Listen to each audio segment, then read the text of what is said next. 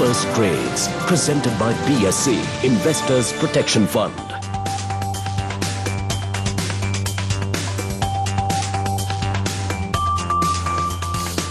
Big news for Biocon. Becomes the #1 stock to watch now on our watch list, the top 10 that we just went out with.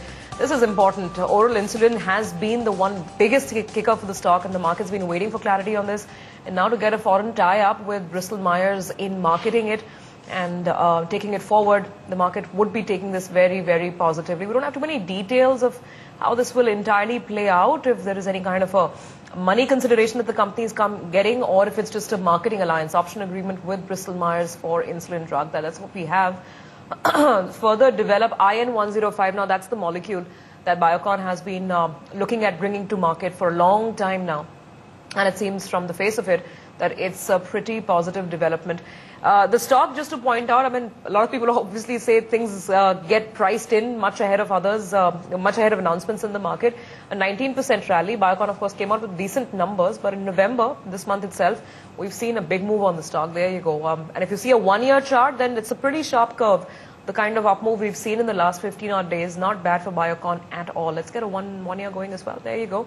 Stock was ambling around, and then momentum started picking up in the last 2-3 weeks, as we can see out there on Biocon. Hiten, I'm just taking a shot here. Not sure if you track the company or not, but it does look like a very positive development, something that Biocon was waiting for. Okay, don't think we have Hiten with us. We'll try and get him back on this. But Amit, just purely on the technicals, would you have a view on the stock? Well, last couple of days back, there was a good breakout seen after a rounding bottom pattern, and that is indicating a target close to 325.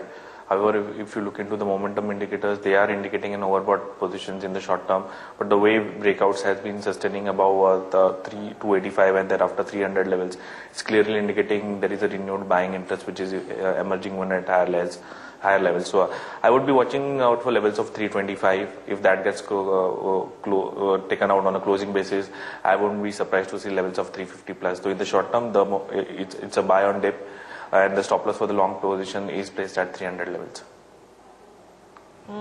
Because Biocon's earlier tie-up with another multinational, that kind of fell through. Their deal with Pfizer didn't entirely last the whole mile, which was a disappointment for the stock. Let's see if it's different this time around with Bristol-Myers.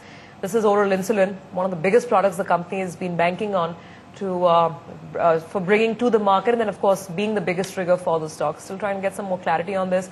That was, of course, Biocon in trade yesterday. Biocon walk hard, couple of very smart pharma movers. And then, of course, Divi's Laboratories getting added into the MSCI India Index yesterday. Pharma continuing to be very hot in the market. Now, again, for traders out there, Siddharth, what would you say? Though you're expecting a correction in the market, can one still work with long ideas in pharmaceuticals?